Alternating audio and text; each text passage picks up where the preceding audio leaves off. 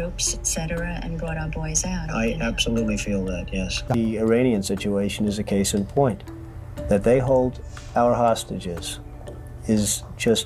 absolutely and totally ridiculous. នេះគឺជាវីដេអូលោកត្រាំកាលពីក្មេងដែលគាត់បាននិយាយថាសំតែវាយអ៊ីរ៉ង់បងប្អូនកាលពីឆ្នាំ1908ប្រទេសអ៊ីរ៉ង់នេះហ៊ានចាប់ចម្រិតប្រជាជនអាមេរិកយកទៅធ្វើជាចំណាត់ខ្មាំងប្រទេសនេះបានជ្រុលហើយនឹងឆ្លើយដាក់គេយូរហើយប៉ុន្តែគេចិត្តតែលើកលែងឲ្យទៅហើយគេប្រាប់ថាឲ្យឈប់ប៉ុន្តែនៅតែមិនព្រមឈប់ក្នុង30ឆ្នាំនេះអ៊ីរ៉ង់បានសម្លាប់ជនជាតិអាមេរិកអឺរ៉ុបពាន់នាក់កាលនោះលោកត្រាំគាត់នៅក្មេងគាត់ក៏បានដឹងអំពីរឿងនឹងដែរសូម្បីតែខ្ញុំក៏បានប្រាប់បងប្អូនកាលពីឆ្នាំ2020ដែរថាគង់តែមានថ្ងៃណាមួយសហរដ្ឋអាមេរិកគេនឹងដាក់អ៊ីរ៉ង់ឥឡូវនេះគេពិតជាបានដាក់មែនហើយមិននឹកស្មានសោះថាអ្នកដែលដាក់អ៊ីរ៉ង់នៅក្នុងឆ្នាំ2026នេះគឺជាលោកត្រាំនឹងសោះមានប្រជាពលរដ្ឋខ្មែរមួយចំនួនពួកគេបានរស់នៅជារកោនក្រោមទឹកដីខ្មែរអឺរ៉ុប100ឆ្នាំបន្ទាប់ពីខាងកើតបានលេបយកទឹកដីរបស់ពួកគេអស់ពួកគេហើយនឹងសាសខ្មែរយើងបានរស់នៅសុខសាន្តជាមួយគ្នាដោយសេចក្តីសុខដុមរមនានិងឯកភាពជាតិ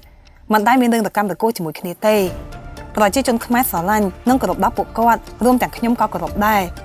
តែអ្វីដែលខ្ញុំមានការព្រួយបារម្ភនោះវាគឺជាការកើនឡើងនៃភាពជ្រុលនិយមនៅក្នុងសមាគមរបស់ពួកគាត់កាលពីពេលមិនទាន់មានអ៊ីនធឺណិតនៅក្នុងសមាគមរបស់ពួកគាត់គឺគ្មានមនុស្សជ្រុលនិយមទេប៉ុន្តែតាំងតែពីមានអ៊ីនធឺណិតមកក៏មានមនុស្សមួយចំនួនកើតជ្រុលពេញនឹងដើរស្អប់គេពេញនឹងទាំងដែលគេមិនស្គាល់ពួកអ្នកជ្រុលទាំងអស់នឹងផងដើរស្អប់អាមេរិកទាំងដែលគេមិនបានធ្វើអ្វីទៅលើខ្លួនឯងផងផ្ទុយមកវិញគេមានតែជួយគេខំឲ្យលុយរាប់រយលានដុល្លារជារៀងរាល់ឆ្នាំតែបែរជាមកកាត់ស្អប់គេអត់របៀបពួកគេស្ដាប់តែព័ត៌មានខ្លាំងៗតាមអ៊ីនធឺណិតពីពួកជ្រុលនិយមអញ្ចឹងហើយទៅបានជាពួកគេកាត់ជ្រុលដែរតាសហរដ្ឋអាមេរិកអាណាដែលនៅពីក្រោយខ្នងថៃមកវាយកម្ពុជានោះសូមកុំឈួតកុំផ្សព្វផ្សាយការឃោសនាដែលវាមិនពិតមកឲ្យកម្ពុជាឲ្យសោះទង្វើនេះហើយដែលគេហៅថាជ្រុលនិយមនោះតែបើអ្នកណាមកបានផ្សព្វផ្សាយឬបាននិយាយបែបហ្នឹងទេនោះកុំដាក់ខ្លួនសូមកុំនាំទុកមកដល់ប្រទេសកម្ពុជាបានធ្វើពាណិជ្ជកម្មជាមួយនឹងសហរដ្ឋអាមេរិកក្នុងមួយឆ្នាំគឺចំនួន$13,000 លានសេដ្ឋកិច្ចកម្ពុជាគឺពឹងផ្អែកទៅលើសហរដ្ឋអាមេរិកដូច្នេះសូមកុំមកចង់បំផ្លាញតំណែងនេះឲ្យសោះពេលមានរឿងជាមួយនឹងថៃគឺមានតែសហរដ្ឋអាមេរិកទេដែលមកជួយកម្ពុជាចង់ពួកអ្នកគ្រប់គ្រងអ៊ីរ៉ង់ឬគ្រប់គ្រងពួកមជ្ឈមបូព៌ាណាក៏គ្រប់គ្រងទៅវាគឺជារឿងរបស់អ្នកតែសូមកុំមកផ្សព្វផ្សាយព័ត៌មានខ្លាំងៗដែលចង់ញុះញង់ឲ្យខ្មែរស្អប់សហរដ្ឋអាមេរិកដែលវានឹងធ្វើឲ្យខូចដល់ផលប្រយោជន៍ខ្មែរ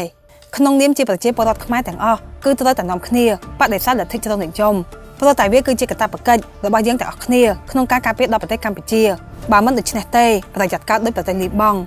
ត្រឹមតែ50ឆ្នាំសោះពួកជ្រុលនិយមក៏លេបយកប្រទេសទាំងមូលបាត់មនុស្សខ្លះគឺគេស្មោះស្ម័គ្រជាមួយនឹងជាតិអ៊ីរ៉ង់ច្រើនជាងជាតិខ្មែរយើងផង